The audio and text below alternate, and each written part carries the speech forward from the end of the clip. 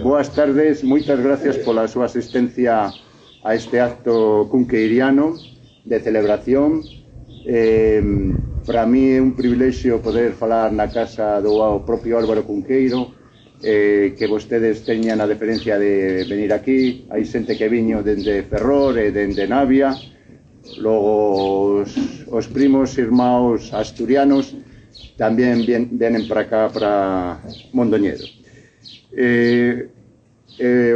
O primeiro que quero presentar é a xente que temos na mesa, o señor Manuel Antonio Fernández da Xunta de Galicia. A Xunta de Galicia é responsable da Casa Museo Álvaro Cunqueiro con o Concello de Mondoñedo. Por eso ven aquí, porque hoxe tamén é o día. Vostede, Juan Soto, aquí é o seu sitio, na primeira fila, e tamén para a súa filla. E claro, ele va a facernos unha pequena introducción agora mesmo, porque claro, xusto hoxe é o Día das Letras Galegas.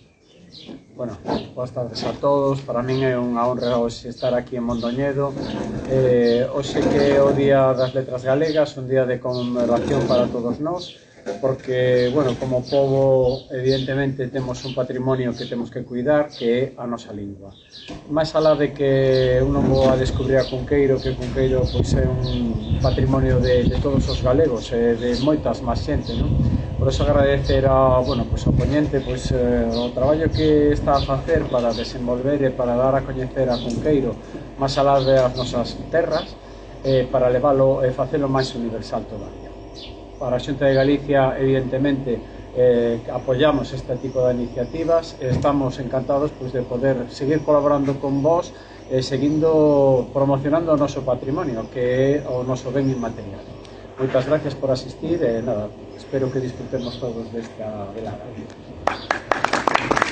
Agora, quero dar tamén as gracias aos concelleiros que están presentes aquí do bloque do Partido Socialista.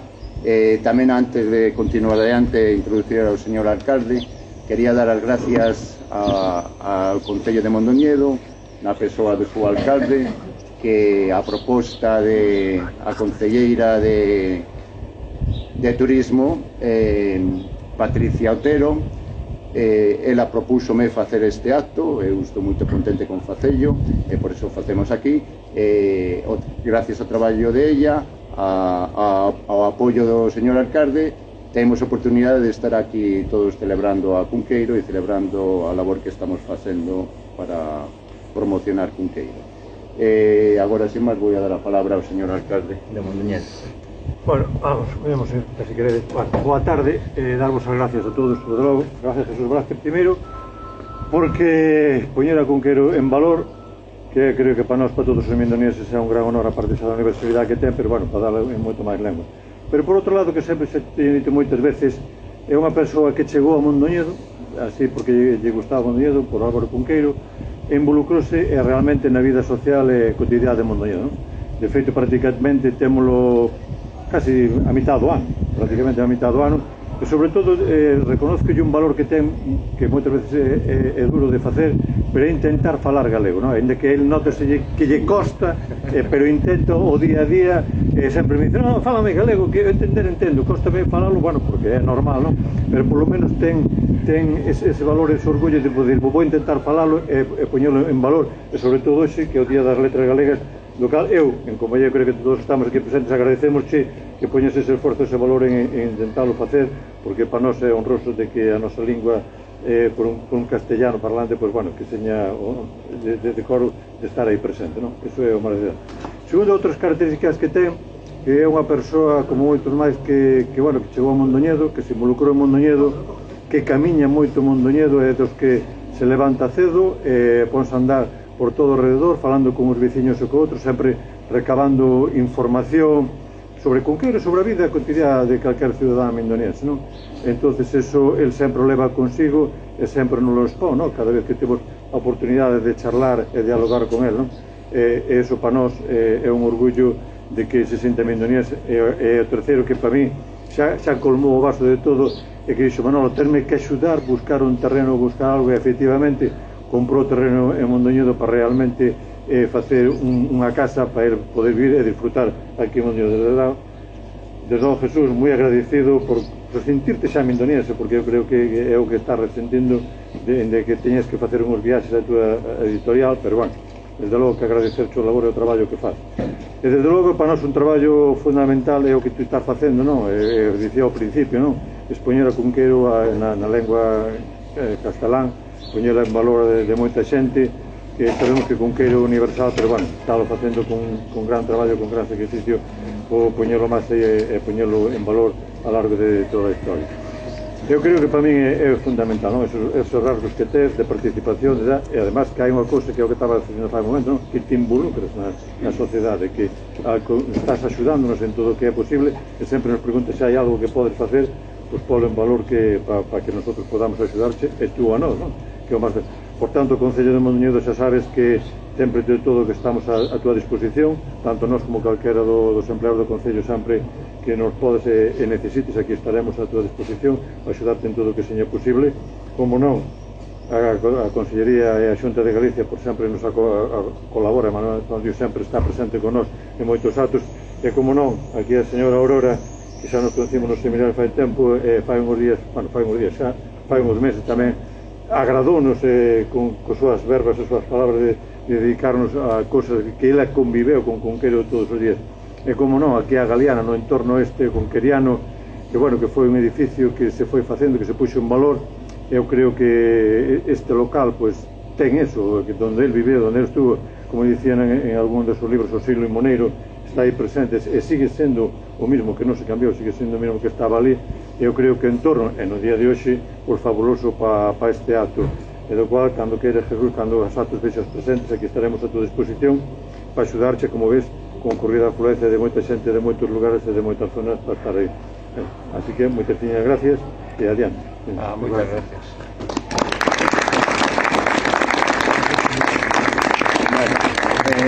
Agora temos a oportunidade de escutar unha persoa boa amiga miña. Eu teño tratoume sempre con moito agarimo cando eu estaba procurando información sobre a terra de Miranda, sobre o Pazo de Cachán, donde, como vostedes saben, como bons cunqueirianos, que ten lugar a historia de Merlín e familia. Pois ben, este pazo que existe realmente está en Río Torto, chamase o Pazo de Cachán, que ven da familia Muirón, e tamén temos a sorte de que ela vivió nesta casa con o propio Álvaro Cunqueiro e os seus irmãos 4 anos, cando ela era unha adolescente cativa, durante os anos da posguerra, unos momentos cando Cunqueiro estaba escribiendo o libro Merlín e familia. O trato íntimo a diario con Cunqueiro para min é moi importante, para que a xente teña a perspectiva persoal de como, non só como era o autor como literato, sino como era como persoa, como era o trato diario co ele, as anécdotas que ela viviu non só aquí, sino tamén no Pazo de Cachán. Ela é a filla do curmán máis querido do Álvaro Cunqueiro, que chamábase José María Moirón. Eran grandes amigos, e cando ela viño aquí a estudiar bachillerato no Colexio das Monsas, aconxéronlle aquí aos irmáns Cunqueiro, e penso que é unha oportunidade para todos nós ter hoxe a oportunidade de escutar a Aurora Moirón. Moitas gracias por aceptar a miña proposta de venir aquí.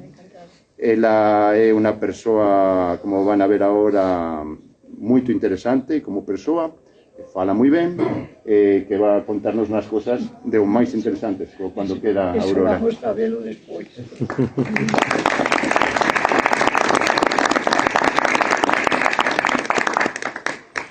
En primer lugar, buenas tardes a todos. Quero expresar, sobre todo, o meu sincero agradecemento por darme esta oportunidade de compartir con todos ustedes estes recordos. Con humildade transmítolles as vivencias que tuven o privilexio de vivir naqueles anos nos que compartín teito e cariño con Álvaro Cunqueiro. Tanto el como os seus irmáns, Pepe e Carmiña, merecen este esforzo que asumo hoxe. Fago por profundo cariño por eles e por agradecemento de terme acollido con paciencia e tenrura durante os 3 anos da miña adolescencia. Anos que marcaron a miña vida para sempre e me deixaron gratos recuerdos de cariño mutuo. Quen me diría que con 89 anos había de estar hoxe aquí contando anécdotas da miña mocidade? Imposible. Pero sin máis preámbulos, entro na historia. Era en setembro do ano 49, cando, con só 13 anos acabados de cumprir, cheguei a Mondoñedo para comenzar o terceiro de bachillerato no Colexio das Monxas. Instaleime no que aínda hoxe chamamos sempre familia, a Casa do Cantón. Debo lembrar que o meu abuelo, Sergio Moirón, era o irmán maior de Carmen, a avó de Álvaro. Por iso, Álvaro era sobrinho avó de meu abuelo Sergio. Como él decía, este tiña un don para contar historias e decía que de él o heredara precisamente Álvaro. Decía, teu abuelo, decíame moitas veces, teu abuelo, sin saber nada de unha historia, contaba con pelos e señales. Así que sería verdad. En algunha ocasión tamén don Francisco Fernández del Riego facía ilusión, fixo alusión a isto. A miña chegada àquela casa foi acollida con xúbilo e enseguida convertíme no centro das bromas dos 3 irmáns, en especial de Álvaro, que nunca desaproitaba a ocasión de mofarse. Os seus amigos adoitaban unirse ao xogo entre risas e picardías tamén. A rutina de Álvaro era minuciosa e predecible. Pasaba as mañás en pixama sentado diante da súa máquina de escribir. Baixaba a almorzar e despois regresaba ao seu cuarto ata aproximadamente a 1 da tarde. Despois dese tempo escribindo, saía a estirar as pernas. Visitaba a farmacia do seu irmán Pepe. Ali se encontraba con o médico don Germán Salaberry e con algún que outro sacerdote. Entre eles recordo un que se chamaba Don Perfecto, pero pouco máis podo dicir dele. Tamén con eles, ás veces na rebotica, se xuntaban e xogaban as damas e o dominó, sobre todo cando nas noites de inverno, que eran noites largas, pois ali pasaban eles o tempo. E outra visita obligada era sempre a barbería de Manuel o Pallarego e por non ser menos a imprenta de Jesús Mancebo. Esa era outra visita diaria. Despois de xantar, se o tempo permitía, íbamonos á horta, a este lugar concretamente. Ali os 4, Pepe, Carmiña, Álvaro e eu, compartíamos o tempo ao aire libre. Ali había unha meixeira de japonesas, había algún que outro pesegueiro, había o limoeiro, había berzas e pitas. E cochos? Cochos houbos ali, ali na entrada. Ali houbo cochos por lo menos un ano. Porque eu tiña unha disputa con algunos mindoñeses que falaban nunca houbo cochos nesta casa, pero... Houbo. Bueno, de que raza eran os cochos? Da raza de York. Da raza de York, que era... Eran uns cochos así, moi gordiños, que fueron os primeiros cochos de raza de York que chegaron a Galicia e España, da mesma maneira que o primeiro sitio onde llegou o millo foi tamén ao Mondoñedo. Isto é importante, vamos adiante. Aquí compartíamos tempo ao aire libre, falábamos sempre en castelán, pero Álvaro, cando se dirigía a min, sempre había meter algunha palabra en galego, algunha frase que outra en galego. E foi aquí precisamente nesta horta onde por primeira vez escoitei as palabras vermello e bolboreta. Dúas palabras que a mí me facían reír tremendamente. E el dicíame, cando eu vai a vello e tú señas unha rapaza, estas palabras alas de oír a toda a xente, porque todos han falar na lengua galega. Un pouco como editor foi, pero aunque non tanto quizá como deseábamos. Ao atardecer saía outra vez a dar o último paseo. Reuníase con Alfonso Cigarrán, Nazario Seco, Bernardino Vidarte, Efren Rego, Ricardo e Raúl Mourelle, Juan Meilán, Roberto Michelena, Antoñito Tupinamba, Cuco Camarena, según o que atopaba, con uns ou con outros. Unhas veces subían hacia os Remedios e outras iban hacia os Muiños. Chegaban hasta a casa de un señor que lle chamaban Víctor da Faxina e por debaixo do que é hoy a Avenida de Bos Aires, me parece, non? Por ali voltaban por debaixo do seminario hasta a casa de Ramón Geada. Ali daban a volta e volvían outra vez ao cantón. Despois da cea, despois de cenar, iba sempre ao casino para xogar as cartas. Penso que xogaban ao mus, pero non o podo asegurar. Pero xogaban cartos ou non? Algúns sí, pero me parece que eran poucos. Poucos cartos. Sí, eran poucos, porque ás veces Álvaro decía, déjame 5 euros. No, sí, déjame 5 pesetas, que me voy al casino. Así que moitos cartos non. E devolvía os cartos ou non? Ai, sempre. Devolvía os cartos. Sempre, Era unha sempre. persona moi seria. Eso sempre. Moito seria. Bueno, ao rededor da medianoite volvía para a casa, subía para a habitación e a pesar de todas as súas feridas internas, eu penso que foi a súa vida pausada e ordenada. Cando se cruzaba na calle cos seus fillos, o seu rostro iluminábase de ledicia. Era para el o mellor que lle podía pasar no día. Volvía a casa, os nenos corrían hacia el a abrazarse, e el volvía a casa contentísimo. E ás veces contábanos cousas dos nenos, pero ás veces tamén os nenos o acompañaban hasta aquí. Non ao principio, pero xa despois, un pouco máis tarde, sí, acompañábanos hasta aquí a casa, e aquí pasaba, pois, con os outros, unhas horas ou un rato. Álvaro era un home excepcional, de carácter sereno e amable, e os seus irmáns adorábano.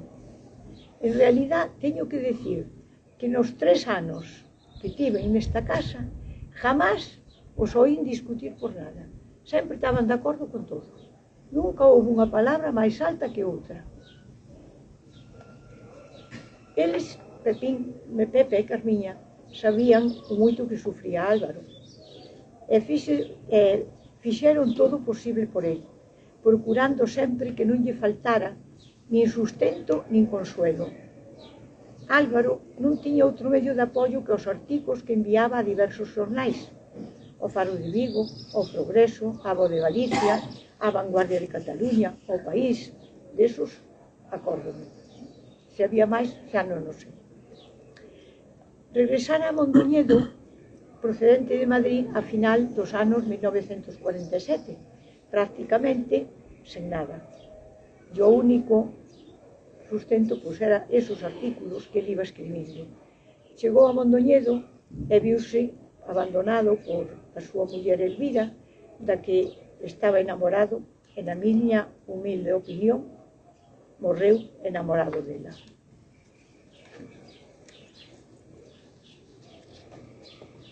En 1948 empezou a escribir Merlín e Familia, obra que desenvolveu no Pazo do Sagüera de Riotorto, casa dos nosos bisavós, e da que eu me ausentei cando me casei para irme a vivir a Mondoñedo,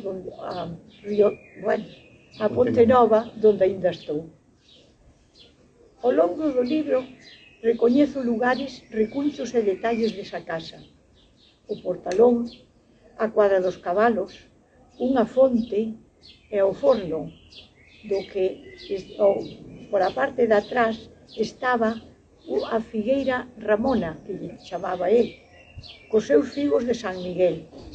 E rodeando o tronco e a parede que cerraba a cerca, había unha enredadera que daba unhas flores blancas e azuis, e tiña no medio, decían, a cruz, o martelo e os 5 clavos de Cristo, e por iso lle chamaban a flor da pasionaria. Tamén me lembro do loureiro paxareiro, do que tamén el fala, preto dun buxo que aniñaban nel tordos, merlos e xílgaros. Ali, debaixo deles, había unha mesa de pedra grande con uns bancos tamén de pedra. E ali acostumbraban a sentarse a ler a prensa ou libros ou xogar as cartas os meus tios avós. Nesa mesma casa naceu a súa avoa, Carmen Manuela Vicenta Moirón Agüera. Casou con Manuel Mor Bermúdez, que era comandante do rexemento de Saboya, e chegou a estar en África e Filipinas. Era originario de Espasande de Arriba, na parroquia de Meilán, ali en Río Torto. Compre sinalar que o seu apellido original era Mor, pero ao longo da súa carreira militar cambiáronlle o apellido por Mora, e non houve maneira de desfacer o entuerto, e por iso quedou Mora, pero ser era Mor. Daquel matrimonio naceron María Amparo, Eugenia e María Josefa. María Josefa, Pepita Mora Moirón, era a madre de Álvaro. Pepita casou con Joaquín Cunqueiro, originario de Cambados. Este tiña unha farmacia nos baixos do Palacio Episcopal, facendo esquina na Fontevella, e vivían aí mismo nunha casa que lle chamaban a Casa de Pancho. Ali naceron os seus 5 fillos, por orden de edad, Carmiña, Álvaro, Pepe, Carlos e Joaquín. Estes 2 últimos, Carlos e Joaquín, morreron todavía sendo nenos, pero a min teñome contado anécdotas deles e decían, non sei exactamente se de Carlos e de Joaquín, casi aseguro que era de Joaquín, que decían que un día sí e outro tamén iba a merendar co obispo don José Solís. Na casa do Cantón, esta, onde agora está o museo, vivían Pilar e Concha. Eran irmás de Carmen, a avó, a súa avó. Presentaban unha pequena tenda onde vivían obxetos religiosos, e a elas encargábanse de confeccionar a man manteles, casullas e cousas necesarias para a iglesia. Sempre mantuveron un vínculo moi estreito con eles, lógicamente. Eran tías, vivían en Mondoñedo. E cando morreu Pepita, que Álvaro naquela época tiña 20 anos, pois elas fixeronse cargo un pouco, por así decirlo, daqueles nenos. Hai que recordar que Álvaro tiña 20 anos cando morreu súa madre. E a morte destas tías, pois heredaron esta casa. A casa que eu recordo tiña 3 pisos, como ten. Na planta baixa, hacia a parte de aquí, había un almacén sin luz de día. Ali guardaban as patacas, as cebolas e outros suministros. E na parte de adiante había unha paquetería que rexentaban Eduardo e Araceli. Non sei dicirles máis, solamente que tiñan outra nena que se chamaba Filita como a ti. No primeiro andar, frente á catedral, había un comedor. Subías polas escaleiras e á parte da dereita había un comedor. Unha alcoba é unha pequena habitación donde Carmiña confeccionaba as camisas para os seus irmáns mediante uns patróns que lle fixera Carmiña de Pancho. Eles eran anchos e tiñan moi pouquín cuello, entonces era dificilísimo encontrar camisas que lle sentaran ben. Entonces, por eso ela as confeccionaba. Ali tamén planchábamos, pasábamos o ferro e eu aprendi a facer ganchillo. Mediante unhas revistas chamadas A Familia. Eran unhas revistas de labores que lle mandaba unha amiga a Carmiña que se chamaba Granada del Riego, que vivía por América, non sei en que país, pero sei que as revistas viñan en castellano e traían unhas ilustracións de labores que era unha maravilla. Con velas aprendías a facer. Carmiña non sabía ganchillar, a mí me encantaba o ganchillo, e tampouco sabía ganchillar, pero mirando polas boas das revistas eu aprendín a ganchillar, e hoxe sigo ganchillando porque me encanta. Pues fase ben. Moi ben.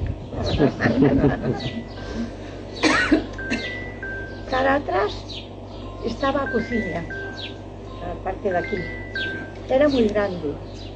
Nela recordo unha artesa, un aparador grande tamén, unhas estanterías na parede, e unha mesa redonda, grande, donde comíamos.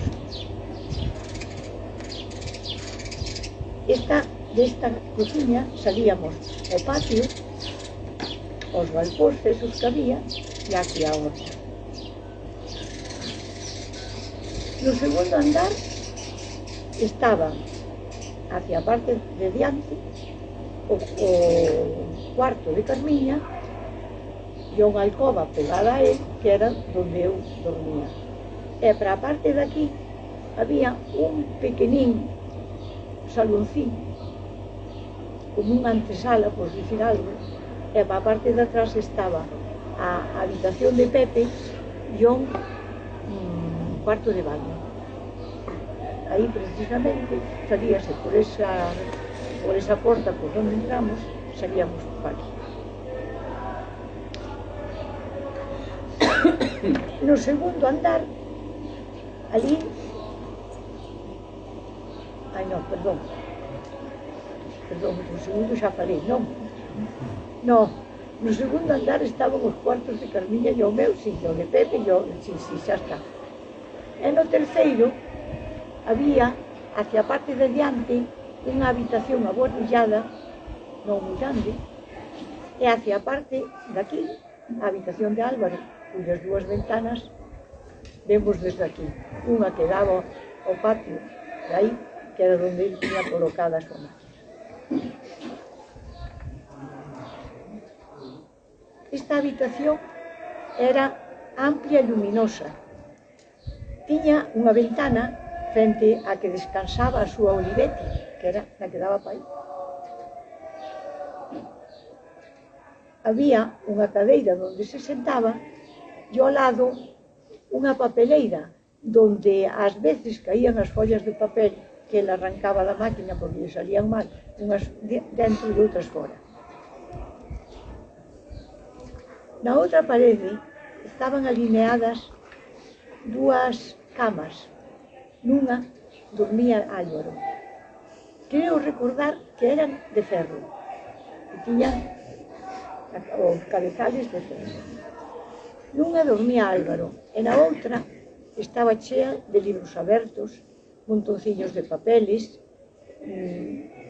Aquelo era intocable. Ali non se lle podía tocar. Eu dicíalle, é que para aí xa non se pode mirar, porque igual se miramos xa movemos os papeles. Naqueles tempos estaba a Guerra de Corea, e cando comíamos, a radio oíamos sempre as noticias. Entonces, un día escoitamos un reportaxe sobre unha guerra, unha batalla que se había desarrollado no paralelo 38. Parece que fora bastante cruenta porque alarmaban bastante con ela. Poucos días despois subinlle ao almorzo a Álvaro según abro a porta, era unha porta de cristal, según abro a porta, vexo que estaba o suelo todo cheo de follas arrugadas. Estaba alfombrado totalmente. Entonces, vin a Álvaro que estaba así pensativo, taciturno. Bueno, baixei e dixenlle a Carmilla: esta noche el paralelo 38 estuvo en la habitación de Álvaro. Entonces, preguntóme por qué, claro, expliqueillo, e fíxenlle tanta gracia que lo contou aos irmãos tan pronto chegaron. Entonces Álvaro, que non perdía comba, empezou a chamarme, a dicirme e a reírse de min polo paralelo 38. De tal forma que desde aquel momento na casa nunca jamás dixemos a habitación de Álvaro, sempre era o paralelo 38. Ten que poner un letreiro aquí o señor alcalde. Sí, paralelo 38, justamente.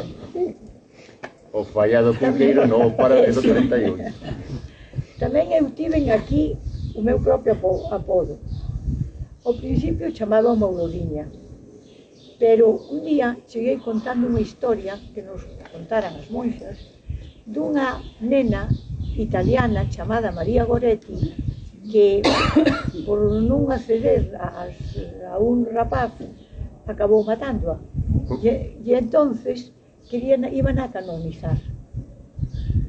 Entonces Álvaro, a partir daquela, empezou a chamarme Goretti e aos irmãos que copiaban todo, pois Goretti tamén. Pero como Goretti era moi largo, de Goretti pasei a Gore e de Gore quedeime en Go. O nombre de Go túvelo para toda a vida, tanto para eles como para o Pallarego e para Efrén Rego.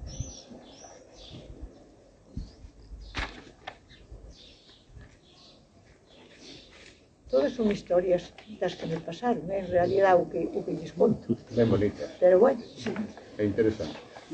Unha noite de inverno, Carmiña e Max e eu estábamos na cociña e empezamos que chamaban na porta. Entonces eu baixei as escaleiras e fun a abrir, pero non había naide.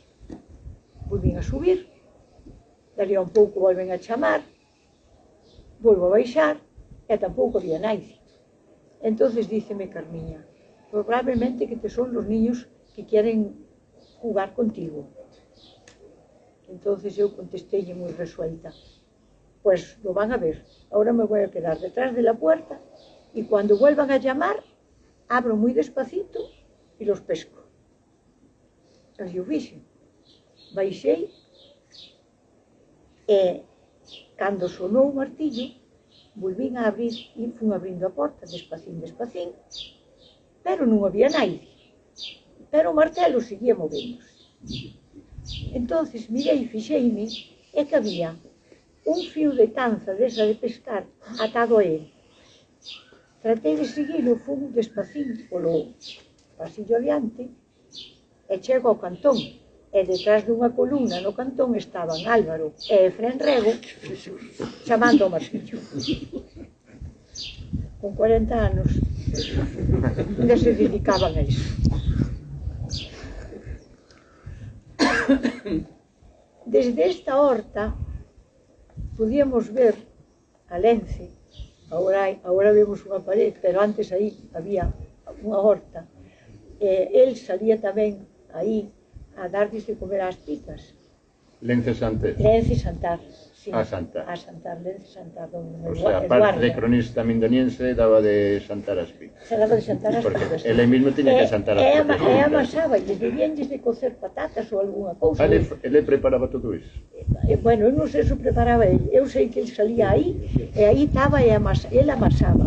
E había tamén unha señoriña maior, non moi alta, vestía sempre de negro, pero esa señora sí que non soupe nunca quen era. A muller? A mí, non, porque ele era solteiro, non? Non sei se era irmá, se era unha cuidadora, se que era. Non saía de casa a muller? Non. Eu, esa señora non a vi nunca máis caí. Se salía, podía salir, pero eu solamente había aí. Aquí os intelectuais de Mondoñedo tienen que estudiar isto, porque é importante. Sí, debe ser moito. Bueno, a mí chamábame a atención porque era delgado, tiña unha barba larga, amarela, un aspecto de sucio, porque a min impuñíame, parecía un fantasma. Eu chamáballe sempre o vello da barba. Isto lembrame unha neta, disculpe. Eu tiña un amigo chamado Luis González de Candamo que era moi amigo de Unamuno. Entonces, antes da Guerra Civil, este a su vez era moito amigo de Ramón María do Valle Inclán, tamén galego. Cando chegaba a casa e abría o meu amigo a porta, saía corriendo dentro de o Demo, chegou o Demo, claro, que non é o Demo, que é Don Ramón. Continúa. Claro, como tamén tiña barba. Será cousas todas barbas. Bueno, esta horta tamén daba a esta parte de aquí, e esta parte de aquí tiñan a súa o Rego Martínez, que era, aí había cantidad de frutales. Entonces, un día, díxome Álvaro, temos que roubarles os melocotós aos Martínez. Había un galpón, non era este, pero era un galpón posto así, aí, aquí, tal como está este, e aí estaban as pitas, pero tamén guardaban a leña. Entonces, con unha escaleira, subimos encima del, os dous, atoume unha corda pola cintura, e con moito cuidado baixoume hasta a horta veciña. Despois tiroume un cesto e díxome: encho o cesto de pesegos. Eu collín e empecé a apañarlos do suelo. E el berrame: deses non, tú colle dos do árbol e dos mellores, eses cos coman eles se queren. Eu, efectivamente, decía coller, porque eran baixiños os árboles e collíanse ben. Ademais eu era moi perico e me seguida engataba. Entonces, enchín o meu cesto e nesto sinto por detrás unha voz que me dice: Auroriña, e non che parece que xa van á bonde? Dou a volta e encontrome con don José Ramón Rego. Que era o xuiz ou que era? Era o xuiz. Non sei se estaba, pero non, daquela non estaba ainda xubilado, porque ele metíase moito comigo, que decía que casi o xulgado de Mondoñedo que casi o mantían os de Río Torto. Porque todos os jueves, pois, viñan o xulgado algún pleito, iso é. Entón, ele era moi amigo de meterse tamén comigo. Entón, eu miro para onde estaba Álvaro, a buena hora, xa marchara, xa desaparecera. Entón, díceme don José Ramón: ala, colle o cesto e vente que che vou abrir a porta. Eles tiñan unha porta, eles entraban pola calle do Cine Pacheco. Salín por ela a fume de carozo, a verdad, baixei por ela abaixo, torzo para o cantón e ábreme Carmiña a porta. Chamei, claro, e ábreme Carmiña a porta.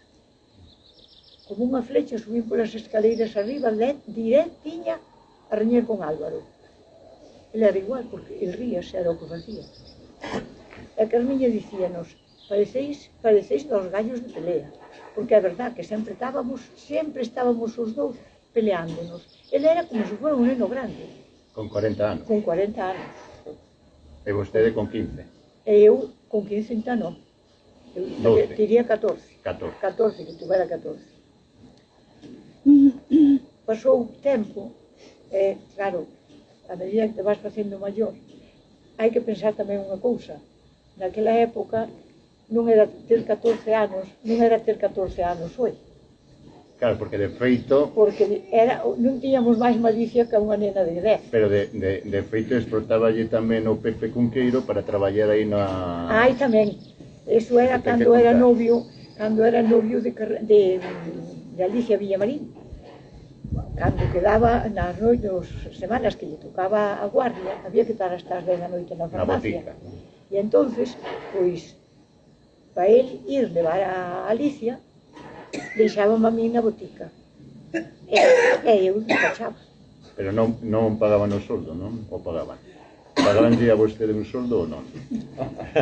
Ou facía gratuitamente? Mantíanme que facían abondo. Ah, vale. Bueno, entonces máis tarde dime cuenta de que fora orquestada a cousa para meterse comigo. E os melocotós fueron, pero non iba a roubalos, non. Iba a collelos de acordo cos dous. Noutra ocasión, bueno, despois da cena, ali despois de cenar, acostumbrábamos sempre tamén a tomar un café con leite. Eu comía entre Carmiña e Álvaro. E el, sempre, xugando sempre comigo, facía uns anaquiños de pan. Gustabanlle moito as cortezas, pero a miga sobráballe. Entonces, da miga facía uns anaquiños e tirábamos a min na miña taza. Eu reñía con el todos os días. Era igual, tiña que acabar comidos. Un día xa me enfadei tantísimo que dixen, pois non o quero, e xa non tomo nin o café. Carmiña alumiñoume non sei canto, pero eu dixen que non, e non, e non. E non o tomei. Pois, teño uns canastillos que me regalou a miña amiga Cándida, dixo el pausadamente como a sempre. A Cándida referíase a Cándida a cabrita, que tiña unha dulceira que tiña na Fontevella tamén, tiña a... Bueno, daquela xa non facía pasteles, ela me parece, ou poucos facía. Pero era moi amiga de regalarle a Álvaro de vez en cando uns canastillos. Esta Cándida que me estou referindo, que supoño que igual a conocen ou lle sona, é a abuela de Marinita Mayoral. Bueno, pois, teño os canastillos, pero como estás tan farta, tú xa non podes comer. Eu tomei a broma, pero non era broma. Levantouse, foi buscar 3 canastillos, e veu con 3 canastillos. Un Pepe, outro Carmiña, e outro el. E eu mirando para eles, acabei a noite. Pero por a mañá, cando me levantei, ao abrir a porta, tiña un platín co meu canastillo no suelo, esperando por min diante da porta. Xa sabía que non me deixaba sin canastillo. Sabía canastillo para os outros, para min había de haber tamén. Agora, desplazámonos ao Río Torto, ao Pazo do Sagüera, tamén conocido como Casa de Cachán. Hoy, por lo menos, é a Casa de Cachán. Aquí en Río Torto asistiu Álvaro a un curso escolar cando tiña 8 ou 9 anos, porque había unha epidemia de tifus aquí en Mondoñedo. Entonces, ele era alto, delgadín, pero mal comedor. Entonces, temían por a súa vida se collía o tifus e mandaron un curso a Mondoñedo. A Río Torto. Perdón, a Río Torto. Tamén iban sempre ás festas de San Pedro. Iso eu non recordo de cando eso, porque eu era máis pequena. A min Álvaro levábame 25 anos, me parece, era o que me levaba Álvaro a mí. Entonces, según el, iban nas angarellas do seu tío avó Sergio. Nunha iba Carmiña e noutra iba el. Naquela época, para comunicarse con Río Torto e Mondoñedo, non había únicamente os cabalos, non había outra cousa. Solamente os jueves. Os jueves viñan o autobús, o que chamaban o coche de Bastián, e viñan ao mercado a xente a vender cousas e outros ao xuzgado. Así que, bueno, chegaban a Río Torto e Carmiña quedábase no Pazo cos seus tíos e tías. Pero Álvaro quería ir para a Rodrigas, outro ali ao lado, moi cerquiña, donde vivía meu abuelo e meu padre, Sergio e José María. Papá tiña 15 anos máis que Álvaro. Entonces, claro, Álvaro ali atopaba un ambiente máis cálido, máis divertido e máis libre, que era o que el quería.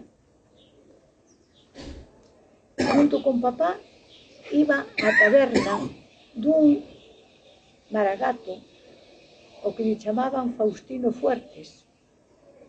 Era un señor que viñera da parte de Cacabelos. E todos os anos iba hasta ali, un ou varias veces, traía o viño, traía cecina e traía queixos. Acórdome que algúns queixos eran na época da guerra. Eu acórdome que algúns queixos tiñan vermes polo medio. E os ferreiros de Ferreira Bella viñan, sobre todo os fines de semana, os sábados, era raro que non viñeran merendar a taberna dele. E sempre lle pedían que lles dera 2 queixos, 2 vermes. E untábanos encima do pan. A mí daban un asco. Bueno, tamén iban pescar truitas. Había un rego que salía do río Torto e tiña unha comporta. Era para regar un prado. Cando querían, secaban, baixaban a comporta, secaban o prado e collían á man truitas e anguilas como querían, porque naquela época abundaban, bueno, tremendamente. Outras veces iban aos niños dos páxaros. Iso tamén era outra cousa que lle gustaba muchísimo a Álvaro. Decíame que meu padre, José María, que era o curmán que el máis quixera sempre, e que cando era rapacete, que sempre lle metía de vez en cando algunha propina cando ele estaba estudiando. Lembrome tamén das merendas que facían en Río Torto. Organizábanas os homes. Iban a un campo que chamaban o campo de Salmeán, que estaba a orillas do río Eo, e ali, con empanadas de discos, tortilla, lapón cocido, troitas, merendaban, pero homes solos. As troitas, estas troitas pescábanas uns días antes, 2 días ou así antes, papá e 2 amigos máis de Río Torto. E un deses era un cargado de freír as troitas ali mismo no campo. Freía os torrezos, se iban freindo e comedas.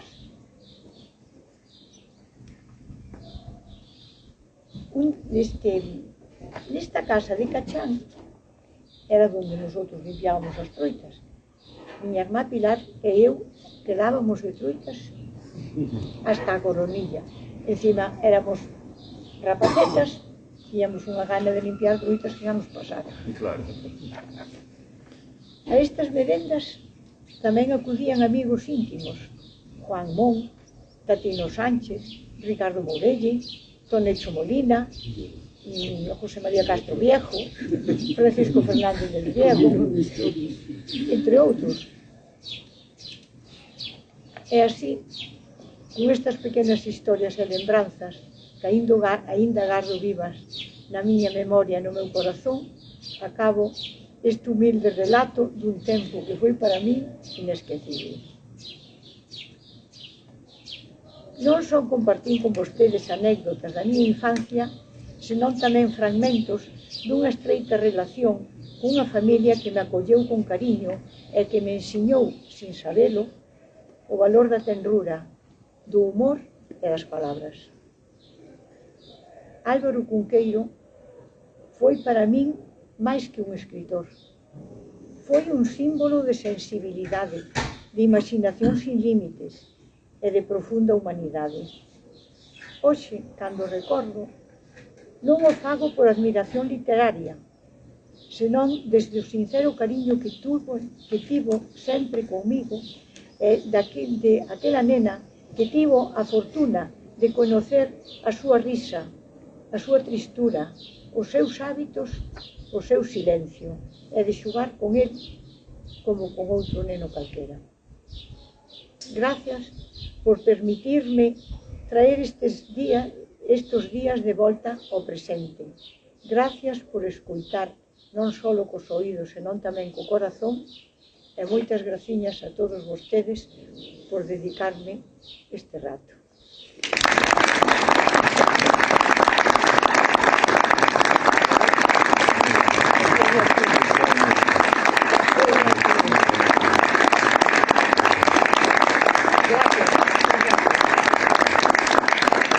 Bueno, despois de escutar isto, eu non sei, deberíamos de pechar o acto directamente, sería mellor, pero no, unha vez máis quero agradecer a Aurora Moirón ter a oportunidade de escutarche. Para mí prodúceme moita tenrura tamén, é emocionante ter a oportunidade de escutar a alguén que convivió con Cunqueiro, sobre Cunqueiro íntimo. Eu penso que é algo inesquecible para a xente que estamos aquí. Eu penso que na miña vida, sacado os padres, irmãos e iso, eu penso que eu non adorei a nai de tanto como os tres irmãos. Sempre era moi calado, moi tranquilo, pero Carmiña era todo dulzura. E Álvaro tamén. Que pasa que Álvaro, claro, éramos máis. Picábamonos máis. Eran máis próximos. Bueno, temos aquí outra xente, por exemplo, Juan Soto, que tamén ten é un profundo conocedor tamén do Álvaro Cunqueiro. Eu son lector de Álvaro Cunqueiro, que é aficionado, pero moitas gracias por isto. Quero felicitar a doña Aurora, porque hacía moito tempo eu estou cansado de oír falar sobre Cunqueiro a xente que non conoceba a Cunqueiro.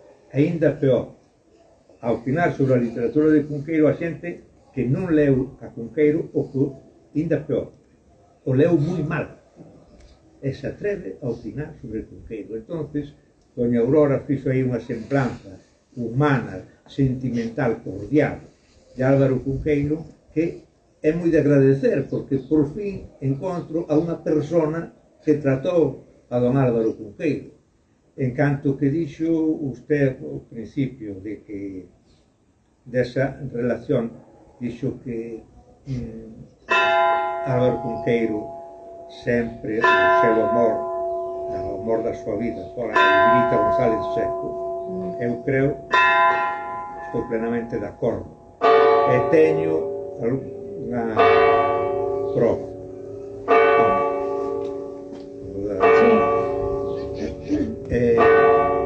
Cando Cunqueiro foi director do Faro de Vigo, que o home de confianza do Faro de Vigo era Ernesto Faginas, que xa morreu. A última vez que estiven con ele, estiven en Mondoñedo no premio Álvaro Cunqueiro, que fomos os dous do xurado.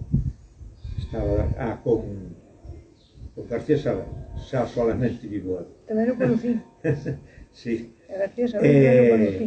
Bueno, pois este Ernesto Faginas, que era o home de confianza de Cunqueiro no Faro de Vigo, me contaba entonces non se cobraba nos periódicos, eso recordo claro perfectísimamente, non se cobraba nos periódicos como ahora que te ingresan os cartos na conta do banco, tal, sino que se cobraban sobre, a un sobre de os cartos.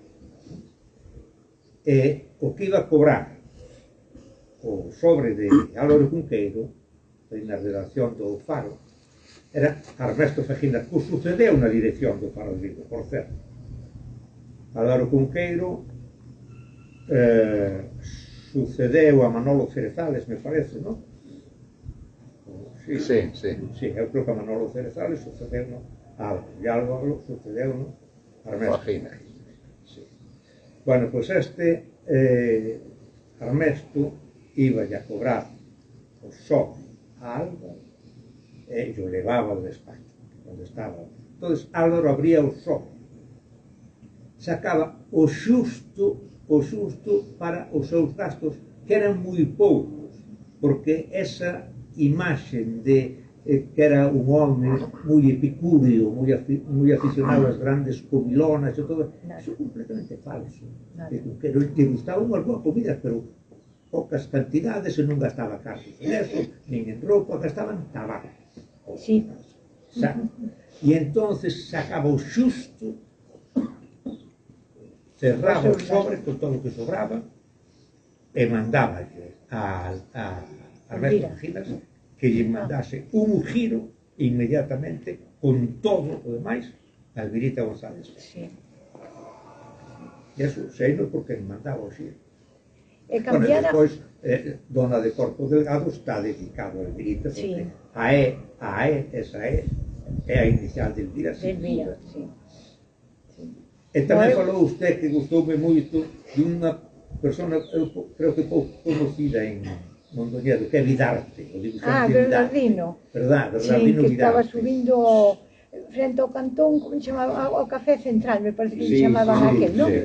Sí. E de Lence. E de Lence. Que tiña moitos encontronazos.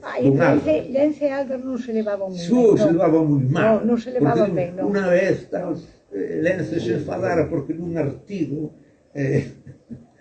Cunqueiro puxera que a antigua muralla de Mondoñedo medía non sei cantos miles de metros e tal, e entonces armou un Cristo barro a rodar. Ese dato pertenece a min, porque non sabe, non o conta a ninguén. Fole conta unha cousa, estaba unha anécdota, non sei se é verdade ou non. Fole veu un día de brao aquí a Mondoñedo, supoño que no auto de García Saavedra, claro. Hace moito calor, non me se dá porto. En Mondoñedo, facía de 7 a hora da sexta, serían as 4:30 ou 5 da tarde, tal. Entonces, dice Fole, insisto, hai que achacarlo a Fole, que a primeira presencia humana que viron aquí foi máis baixado do coche. Álvaro Cunqueiro pasar correndo tal pola plaza e detrás o vello Eduardo Lenzelá, que efectivamente era bastante sucio, y sucio de paso, tal, decía, bribón, devuélveme el documento del siglo XVIII. Ángel Fole tamén non recordo, cando eu era moi amigo, estuveran xuntos nunha posada en Santiago. Sí, despois de estudiar eu aquí, marcheime a facer quinto de bachiller a Lugo, ao instituto. E Ángel Fole andaba sempre paseando coas súas mãos no bolsillo e metirse muchísimo comigo. Tamén me chamaba, sempre que pasaba me tiña que decir algo. Eran moi amigos. É unha cousa, unha virtud que trapero pardo, tiña. Tamén. E trapero, claro, que era moi amigo de Cunqueiro. Cunqueiro chamáballe magistro, porque lle dera clases, é o que de francés. Eu non sei francés, que sabría trapero. Non sei, pero sí, lle dera clases de francés. E tiñas, Curvallibia, conocíanse Curvallibia, claro. Porque eu creo que Trapero foi o primeiro, o primeiro e o único director de Vallibria. E Cunqueiro empezou a publicar en Vallibria, eu creo que antes que en ningún outro sitio. Non sei. Debía ser un rapaz moi novo, cando empezou en Vallibria Trapero. Porque si lle teño oído falar era de un folletín que escribira sendo nenos, que ese perderonse cando, ou perdeuse cando se trasladaron da casa de Pancho ao cantón. E era un folleto que según me contaban Carmiña, era unha entre españoles e africanos. Non, eran pies rojas, me parece. No, indios e vaqueros. Indios e vaqueros, eso é, efectivamente. E decía, e os indios falaban en galego. E os vaqueros en castelano. E os vaqueros en castelano, sí. Sí. Pero creo que, claro, usted sabe moito máis que a mí deso, claro, pero creo que a virtud, parte da genialidade literaria de Cunqueiro, que eu creo que é extraordinario, eu creo que Galicia deu dous figuras estelares, universales, tocadas pola man de Deus, como decimos algúns, ou pola man de quen sexa e tal. Que eu creo que son Rosalía Cunqueiro. Bueno, vai Inclán, cuidado, Sí. Inclán, cuidado aí. Bien, sí, tamén. Sí, estou de acordo, sí. Pero, bueno, eu creo que, deixando a parte eso, eu creo que a principal virtude de Cunqueiro era a súa bondade natural. O bondadoso. Era buenísimo. O bondadoso que era, porque despois do que lle fixeron, do que pasou, que tuvo que tragar con moitas cousas, entre elas calumnias e injurias moi serias, moi serias. Despois de todo eso, eu non lle recordo nunca ninguna liña en que haxa unha palabra nin de rencor, nin de odio, nin de resentimiento, nunca. A visión do mundo del e da vida é unha visión optimista, chea de felicidade. Era un ser humano extraordinario. Dixeron a mí unha vez un médico, un Lugo, díxome que era moi orgulloso e que era algo masón. Álvaro. E dixenlle eu, ninguna das duas cousas, porque Álvaro falaba con todos. Eu acórdome que con xente humilde de Mondoñedo, e Álvaro falaba, non podía pasar polo lado de naide que non falara, neno ou persona maior. Eu vio muchísimas veces falando con xente que andaba por aí. Usted estaba aquí nesta casa, cando por unha vez veu pasar aquí unha semana Jesús Evaristo Casariego, tamén o conocí, verdad? Veu aquí, que era un gran comillán tamén, e publicou unha folla, unha edición propia en Luarca, que se chama Enchentada en Mondoñedo. Sí, xa me acordo. Sí, Jesús Evaristo Casariego. O Instituto de Estudios Asturianos coincidiron casi, no mesmo ano, Cunqueiro e Jesús Evaristo Casariego, e dedicou un número extraordinario que eu teño porque me regalou Gamallo Fierros, porque non se puso a venda, dedicado aos dous, a Jesús Evaristo Casariego e Álvaro Cunqueiro. Viña outro que le chamaban Landeira, que era de... Sí, claro, era moi amigo dele. É que eu creo, Landeira foi tamén director do Fado de Vigo anterior a Manolo Cerezal. José Landeira Irago. Non sei. Sí, moi amigo de Eles chamabanlle Landeira, e para min era Landeira. Moi amigo de Cunqueiro, moi galaxiano, e o gran especial. Era, xa morreu. Imagínome, porque era unha nena. E eu xa estou co pé na sepultura tamén. É o gran especialista, Landeira, na visita, nas relacións entre Lorca e Galicia. Sí. Pois acórdome moito del, porque unha vez que viñera, trouxome unha caixa de bombós, desas que ao abrila salía a bailarina. Sí. E desde esa sempre me acordei del moito. Landeira Irago. Vamos a ir adiante un momento, se me permiten hablar a mí un pouco. Moitas gracias, Aura, moitas gracias, Juan. Eu vou ser moito breve porque va facendo frío e a cousa está alongando un pouco. Basicamente, quero decir un par de cousas. E vou falar castelán para que sea máis fácil. Para mí non sufran tanto vostedes. Lo primero,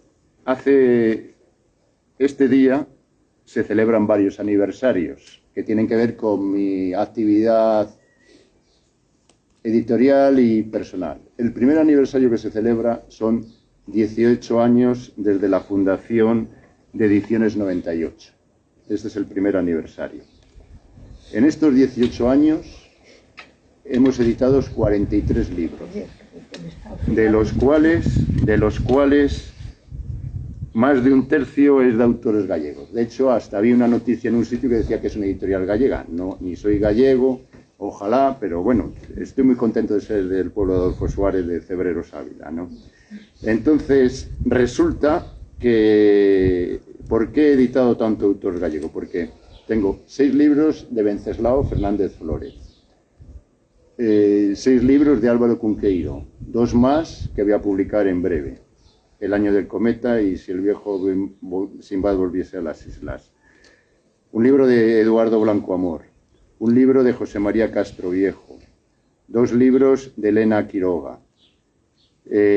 Total, unos 15 o 16 libros, que es casi un tercio del catálogo. ¿Y por qué edito tanto autor gallego? Pues porque el criterio que tengo para editar es buscar la calidad literaria, grandes autores. Y resulta que estos grandes autores, que yo pienso que son grandes literatos, son gallegos. No porque sean gallegos, sino porque es así.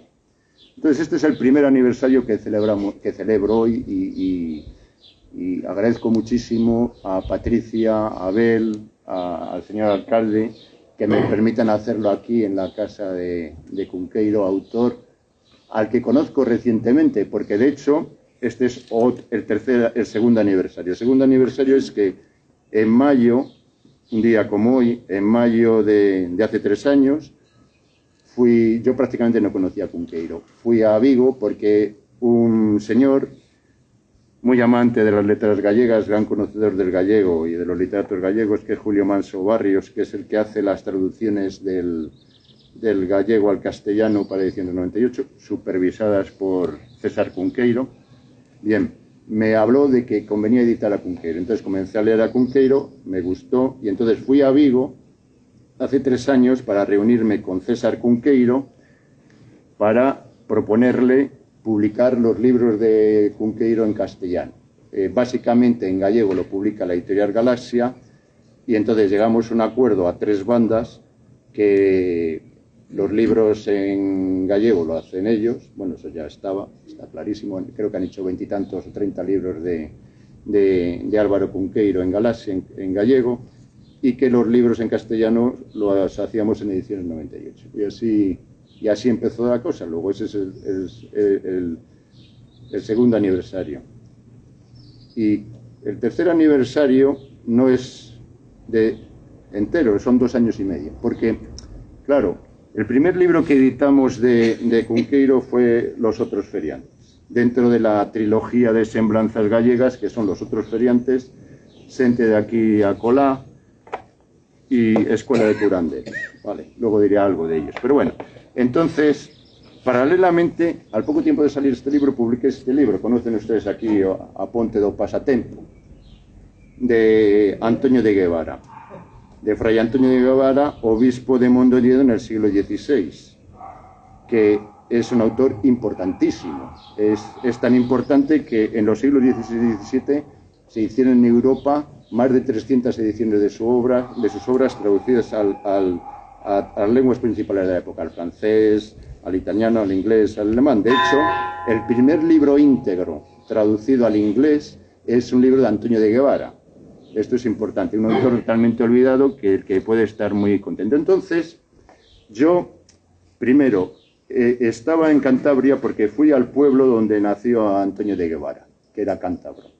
Pasé allí unos días y yo estaba en Pechón, un pueblo que está entre Asturias y Cantabria, entre Cantabria y Asturias, y luego dije, bueno, ahora voy a conocer la patria de Cunqueiro, porque yo tenía curiosidad, después de haber leído varias obras de Cunqueiro, y estaba editando leer por conocer la patria de Cunqueiro. Y el siguiente punto era ir a conocer en la zona de Vigo a Nigrán, que es de donde era Elena Quiroga.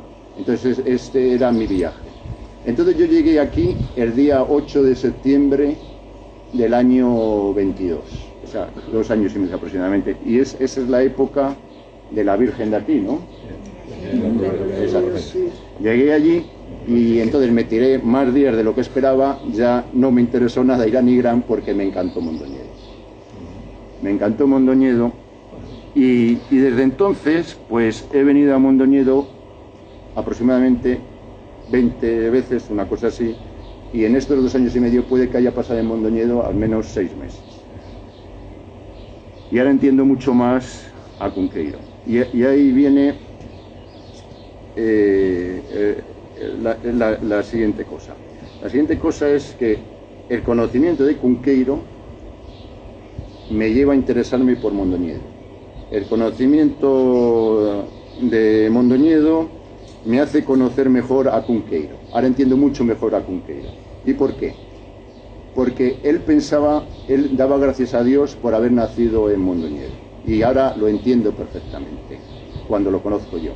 Daba gracias a Dios por la naturaleza, iba a decir naturaleza, la naturaleza o clima, claro, a choiva, claro, a mí también me gusta, porque claro, primero la naturaleza tan bonita que tienen ustedes, ¿no? Los mil verdes que tienen ustedes que a mí me encantan, los frutales, os pesegueiros, me acuerdo, lembrome da primeira vez que eu encontrei un pesegueiro, que é o pesegueiro de Espina aí no barrio dos Moinhos, en frente da taberna do Baleco, que non sabía ni o que era un pesegueiro, e roubei unas frutas ali, aunque dicen que as frutas que están no chao poden collerse, pero a xente dice, no, están pousadas, non están pousadas, non? Pero bueno, o caso, me gustó, entendí esto, y cómo profundizo en el conocimiento de Mondoñedo y en el conocimiento de Cunqueiro, claro. Encuentro esta tierra, aquí tenemos al eminente arqueólogo municipal, gran amigo y que está aquí organizando también toda esta batulaca, o como se llame esto, que estamos haciendo aquí, con Patricia, por supuesto. Y aquí, esta tierra, esta santa tierra estuvo habitada desde la prehistoria hace miles de años, ¿no? Luego estuvieron los pueblos prerromanos, los castresos, estuvieron los romanos, vinieron los suevos, vinieron los visigodos, un montón de pueblos. Luego vino el Camino de Santiago en la Edad Media, el Camino de Santiago, el Camino Norte de Santiago, y aquí, a través del Camino Norte de Santiago, peregrinos de 1000 nacionalidades europeas y traen las leyendas artúricas y carolingias. Tuvieron antes las invasiones vikingas, en fin, todo un mosaico de pueblos, un mosaico de culturas, una lengua que configura el ser gallego que tienen ustedes. Para mí esto es importantísimo.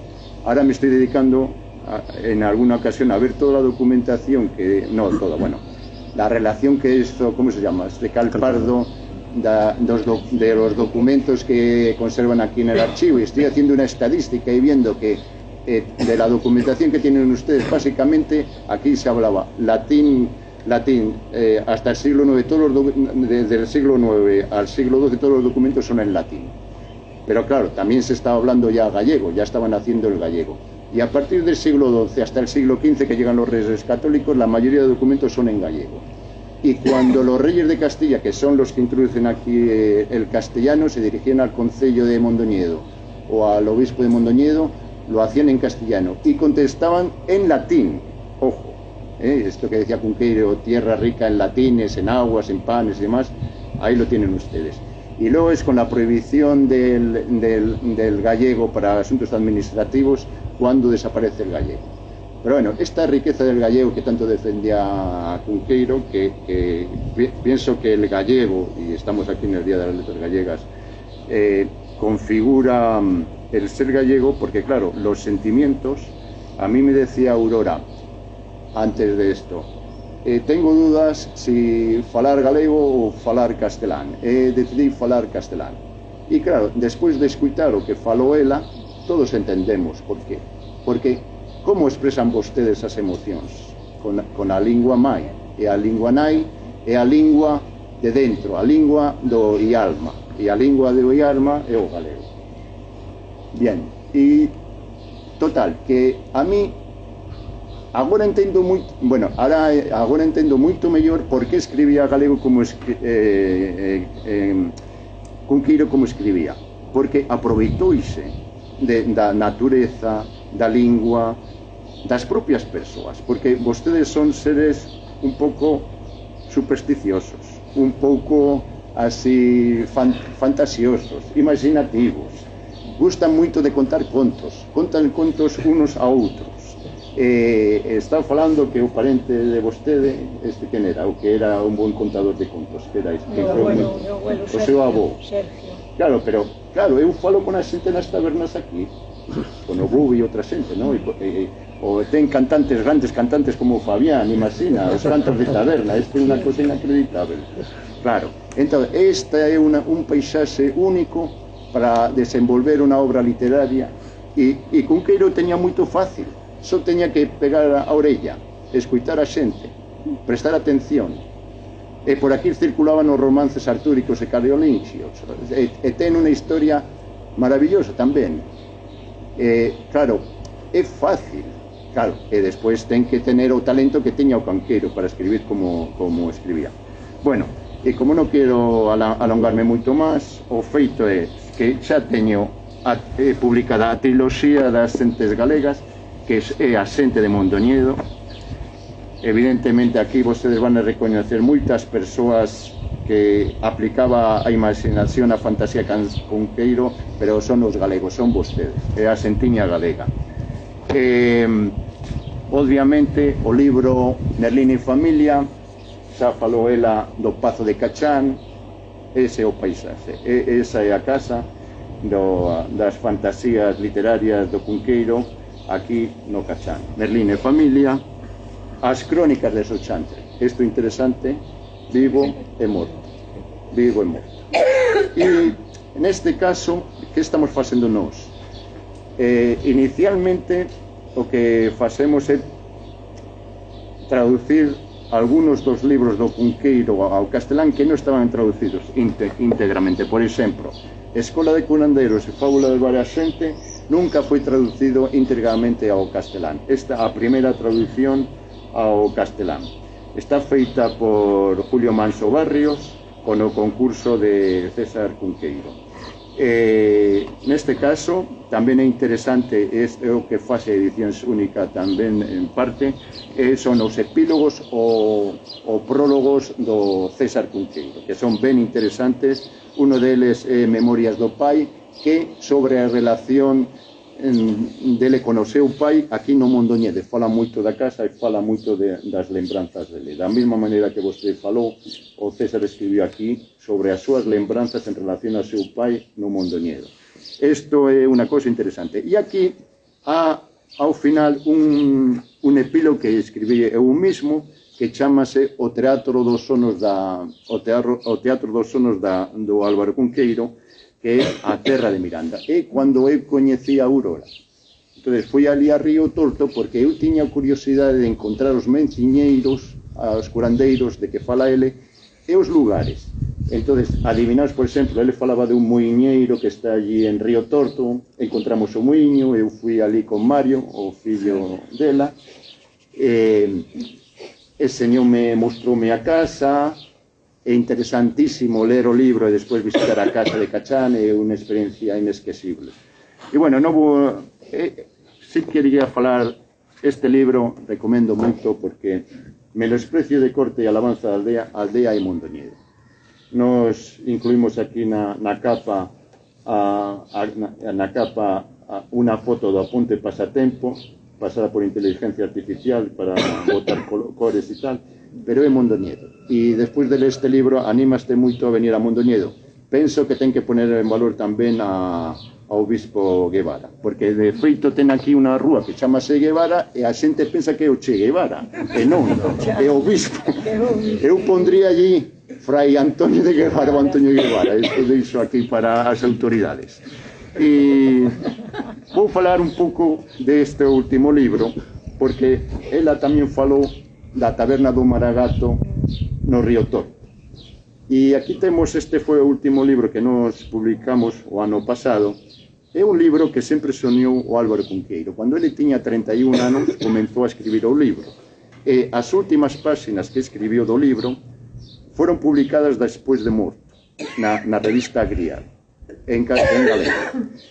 Este é o libro sonado por o Álvaro Cunqueiro, que non legou a publicar en vida, e que un día que eu estaba na taberna de Baleco, como os sábados xúntanse as xentes do trasmundo, durante a noite chegou un corvo e levoume á taberna de Póngalas, que é a taberna que está frente á taberna do Baleco, e ali chegou nunha carroza os mortos viventes aquí das crónicas de Sochantre. Nos estamos todos para dentro, encontramos ali o Pallarego, a Lence Santara, toda a xente tomando viños, pidióme o Cunqueiro o corvo, porque era un corvo preto que chamase Álvarus, falaba latín, porque claro, Cunqueiro tiña moita relación con os coengos, os gregos, e falaba ben latín.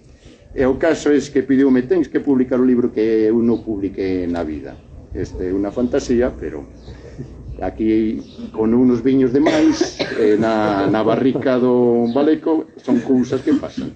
E claro, que decidí vou buscar todos os textos que escribiu Cunqueiro para a Taberna de Galiana. Os textos que estaban en castelán publicamos en castelán, e o resto fixemos unha traducción eu mismo fiz do galego ao castelán. Tene un epílogo sobre a Taberna de Galiana, o Taberna do Baleco, porque penso que é unha taberna ben simpática, unha das últimas auténticas tabernas galegas. Ali podes escutar os cantos de taberna ao Fabián, que é un cantante que debería ter moita máis fama de que ten, na miña opinión, pero eu disfruto moito ali cando cantamos. Bueno, canta ele, porque eu non podo cantar, canto moi mal, moito ben, canto moito ben. E caso, este libro ten un capítulo onde fala da taberna do Maragall. Ele falaba que cando tiña nesta epidemia de tifus 9 anos, foi ali a Río Torto, e gustaba de ir a taberna do Maragato, e facía as contas sobre a mesa de madeira, e o taberneiro correxíalle os números. Pero ao mesmo tempo iba aos bocois o Álvaro e mosaba o pizarrín entonces comenzou a probar o viño. Pero onde realmente comenzou a beber o viño é aquí. Esta é a taberna de Póngalas. Póngalas, saben vostede quen é. Este era un cormado e vendía tamén alpargatas e outras cousas, e decía Póngalas, daí ven o nome. Bueno, e este o taberneiro Póngalas, e para min, cando eu vejo isto, e tamén o taberneiro Pepe do Baleco, porque viste igual, camisa a cuadros, teño unha foto e para mí é mismo. E bueno, todo este enamoramiento, penso, a literatura de Cunqueiro é maravillosa. Eu dou a bendexao a Deus ou a quen sella, como dice Juan Soto, por verme aquí traído a esta terra de Mondoñedo, pero para mí ahora penso que é moito superior a terra e as xentes mindoñenses que a literatura de Cunqueiro. Claro, é que ele teña moito fácil, porque con as cousas tan interesantes que acontecen aquí nesta terra mindoñense é fácil. Eu sento moito, porque a xente pensa que era moita fantasía, pero é que coñeci cada tipo aquí de collóns. E claro, é normal que escribiese como escribiu. E bueno, xa para pechar isto, eran 3 aniversarios e agora un alumbramiento. Non va a tocar, non sei que campás tocan cando nació Cunqueiro, que foi a última vez que voltaron as campás. Sí, eu non sei.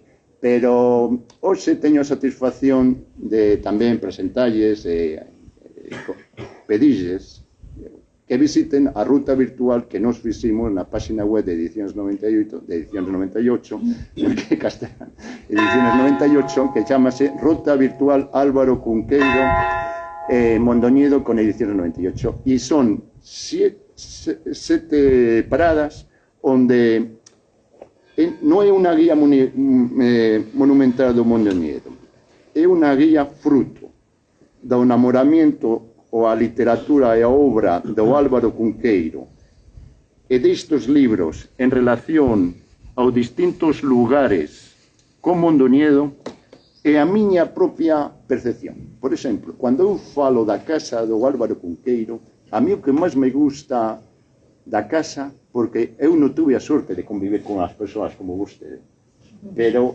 eu ainda teño a sorte de entrar dentro da casa e ollar por diante da fachada e ollar para o rosetón da catedral, ollar agora que estou disfrutando con San Rosendo pastoreando as nubes sobre a fachada da catedral. Que é unha frase maravillosa, pastorear as nubes, claro. E ollar para o patio e pensar nas anécdotas que vostede me contou. Infelizmente agora temos esta mole aquí, eu derribaría, pero isto non pode ser se foi facción, non, pero bueno, tamén ten utilidade o mercado municipal. Ten que comer a xente. O que cambiou aparte da ría de Buenos Aires e por aí, toda esa zona, canto paseo. Esta zona toda por aquí, había a Carpilla. Claro, cambia, todo vai cambiando. Claro, o caso é que esta ruta virtual é unha cousa curiosa. Bueno, fixeu con o concurso do fillo de Teresa Freire, que eu descubro o cráneo, como é? Cráneo, frente a ele, como don Ramón do Valle Inclán, descubro o meu cráneo, porque ele traballaba moito ben e fixo unos vídeos maravillosos que combinan imaxes do propio Cunqueiro aquí no Mondoñedo, imaxes... Unha delas ten trampa, porque, por exemplo, unha das paradas é sobre o seminario de Mondoñedo. Non me deixaron entrar no seminario, e iso que eu era o mellor cliente do seminario, e non entendo por qué, pero os cregos son así, non hai ningún crego. Bueno, o caso é que finalmente logré facer o vídeo, e eu falo no vídeo das andainas que tiña o Cunqueiro con os coengos e con bispos e tal, que ele falaba, dice, es que aquí no Mondoñedo nós temos un pazo episcopal moito grande con un obispo moito pequeno, sabe? Bueno, o caso é que aí tamén falo eu, non, porque o Cunqueiro... Entonces eu escribí, digo, es que as andainas que tiña Álvaro Cunqueiro con os coengos e con os bispos, falando de teoloxía e de temas históricos, influyeron moito na súa obra. Entonces, como está ilustrado no vídeo, é unha andaina de Cunqueiro con 2 ou 3 cativos e un can. Entonces, ao mesmo tempo, se está escuitando que as conversas que tiña con os coengos, e claro, son uns cativos, porque eran as imaxes que tiña. Pero bueno, en todo caso, moitas gracias por acollerme aquí na terra de Mondoñedo. Aquí están moitos amigos meus, non vou nomear a todos, pero todos vostedes son amigos meus. Pouco a pouco, si teño a sorte de que aproben o prepis o señor alcalde, quizá vou ter oportunidade de ter un pendello. Eu non pido máis que un pendello, porque non teño cartos, porque a mellor forma de arruinarse, por certo, ali están os libros que están a 20 euros, é un precio especial. Deixan ustedes os cartos ali e llevan os libros que den a gana. Pero o caso é que moitas gracias por acollerme, eu paso moito ben aquí, disfruto moito da vida, disfruto da gastronomía, disfruto dos viños galegos, aunque me gustan máis os riosas, o sento moito, son un pouco ácidos para min. Esta anécdota que ten aquí un Cunqueiro, que iba a un verdugo a matar a un, e dixenlle, bueno, o último desexo é un vaso de viño. Dice, pero que non sea blanco porque produce moita acidez, uno que na outra. Por eso, pero bueno, o caso é que moitas gracias por a súa asistencia, moitas gracias por acoserme en Mondoñedo. Visiten a ruta virtual, lean o Cunqueiro, porque o Cunqueiro fase feliz.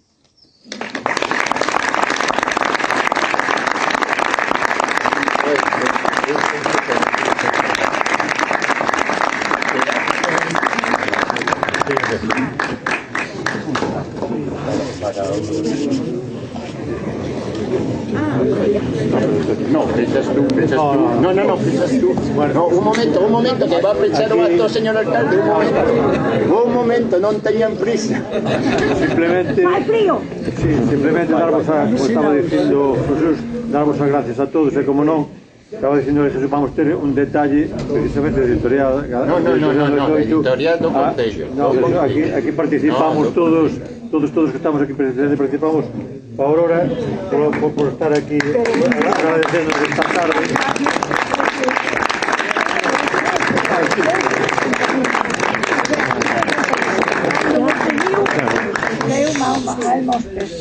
Pero que vou facer eu ali, se eu nunca fallei. Pois agradarnos a tarde. Nunca fallei en público, porque toda a miña vida enseñei matemáticas.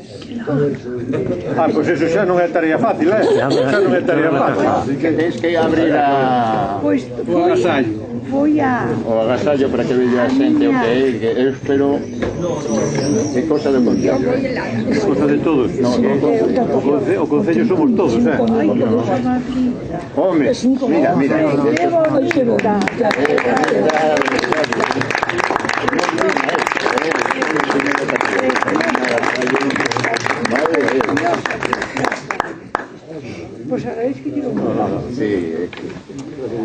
os compañeros, todos, Pero a vamos, todos os mindonienses. A todos. Bueno, pues moitas gracias pola súa asistencia. Qué bonita.